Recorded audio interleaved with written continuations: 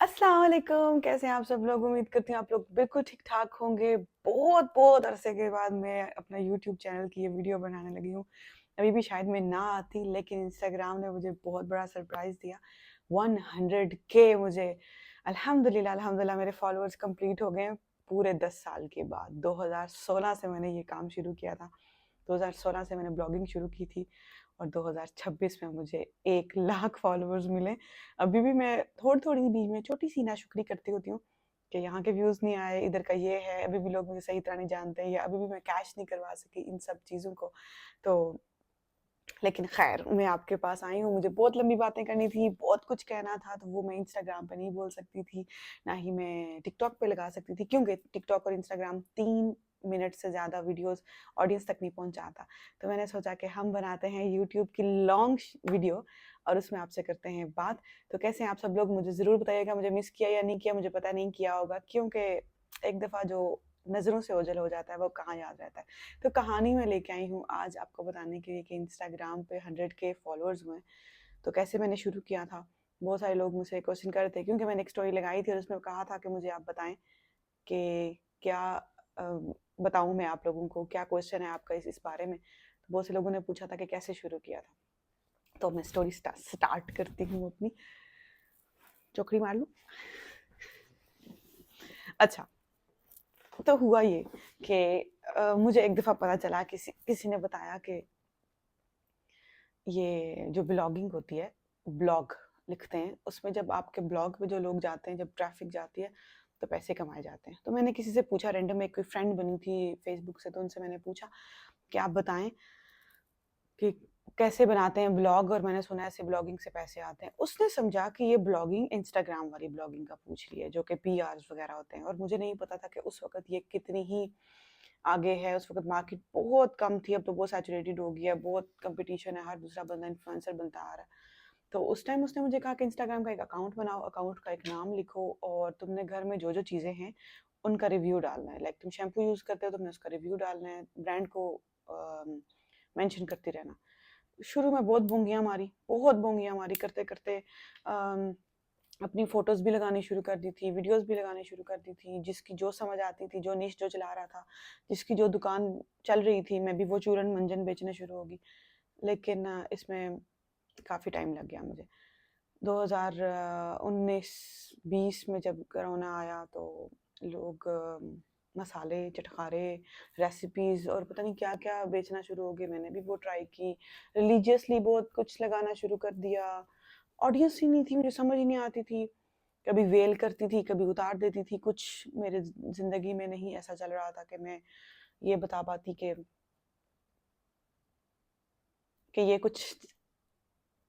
ये काम करेगा और मुझे हर दूसरे तीसरे महीने एक ये दौरा भी पड़ता था कि नहीं नहीं चल रहा, इसको ख़त्म कर दो, नहीं चल रहा, इसको ख़त्म कर दो। 2021 में मैं गुजरांवाला शिफ्ट हुई, वहाँ पे मेरी ब्लॉगिंग थोड़ी-सी डिफरेंट हो गई। मुझे पता चला कि कम्युनिटी होती है, कम्युनिटी में कैसे इन होते हैं।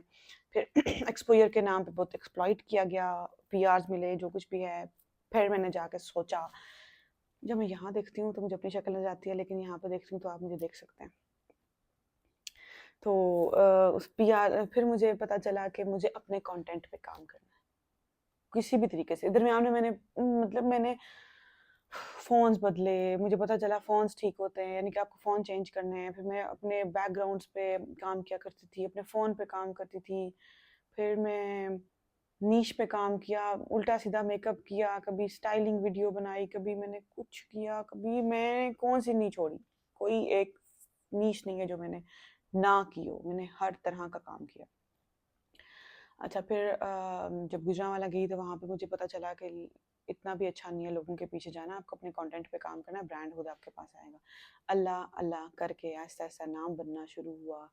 कुछ फ़नी वीडियोज़ भी मैंने की थी, पता नहीं कि 2024 में जाके एक 2023 के स्टार्ट में कोई 1-2 वीडियो मेरी वायरल हुई, जो कि आहिस्ता-आहिस्ता मिलियन में गई। लेकिन 2024 में जून में एक वीडियो लगाई, जो कि आप लोगों ने भी देखी होगी, जिसमें मैंने अपनी औलाद के बारे में बताया था कि अगर मेरी औलाद हुई तो मैं इसके साथ ऐसे करूँगी। वो वीडियो रातों रात वायरल हुई, 30,000 फॉलोअर्स हो गए मेरे 2024 में और मतलब 2-3 दिनों में ही मेरे 30,000 हो गए थे। मेरे ख़्याल में 19-20 से 30,000 हुए थे,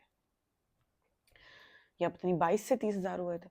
अच्छा, उसके बाद आहिस्ता-आहिस्ता ग्रोथ होती गई, लोग आते गए, मुझे समझ आती गई, मुझे ब्रांड मिलना शुरू हो गए। 2024 से लेके 2025 तक मैंने अच्छी कमाई की, छोटा-मोटा जितना भी कमा सकती थी मुझे अच्छा लगा। 2025 में हमारा प्लान ये बना कि मैं शिफ्ट हो गई बहरीन में। फिर बहरीन में मैंने आई, और यहाँ पे भी मेरे उस वक़्त मेरा ख़्याल है 60 तक हुए थे, क्योंकि पाकिस्तान में पिछले साल 2025 में फ़रवरी में 50 हुए थे। हाँ, फ़रवरी में मार्च में 50 हुए थे रमज़ान से पहले। और जब मैं आई हूँ यहाँ पे, मैं आई थी जून में बहरीन में, और तब हुए थे 60। देखो मुझे सारी बातें याद है, क्योंकि ये हाथों की गिनी हुई बातें। फिर आहिस्ता-आहिस्ता बढ़ते गए और अब जाके मेरे वायरल हुए।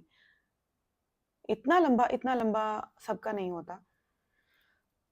कुछ लोगों के 3 महीनों में 3-3 लाख हो गए, कुछ लोगों के 10 दिनों में 1 लाख हो जाते हैं।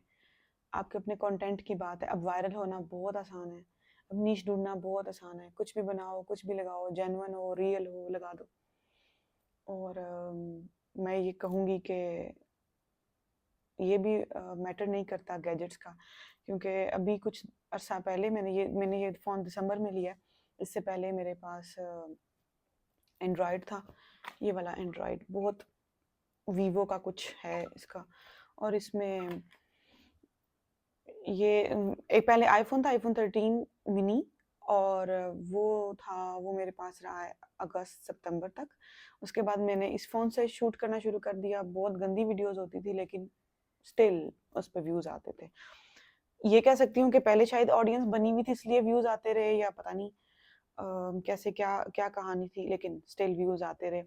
और आपके मेरे कंटेंट अच्छा था, मेरा स्क्रिप्ट स्ट्रॉन्ग था, तो उस पे काम होता गया। और मुझसे किसी ने पूछा था कि कंटेंट वायरल कैसे होता है? कंटेंट वायरल, ट्रेंड्स पे मत जाएँ, आप अपने कंटेंट पे अपना रियल दें।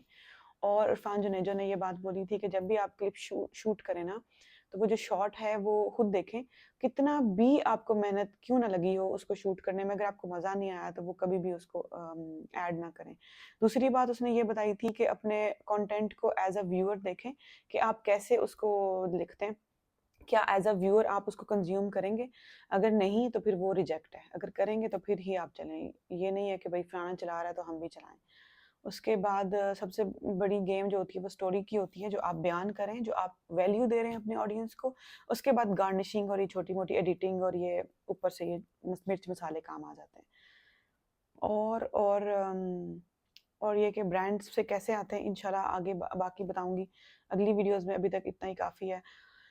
थैंक यू सो मच आप सबका। अगर आप इंस्टाग्राम से आए हैं तो आप सबने बहुत-बहुत प्यार दिया। आप सबने मुझे घर का बिल्कुल महसूस करवाया है।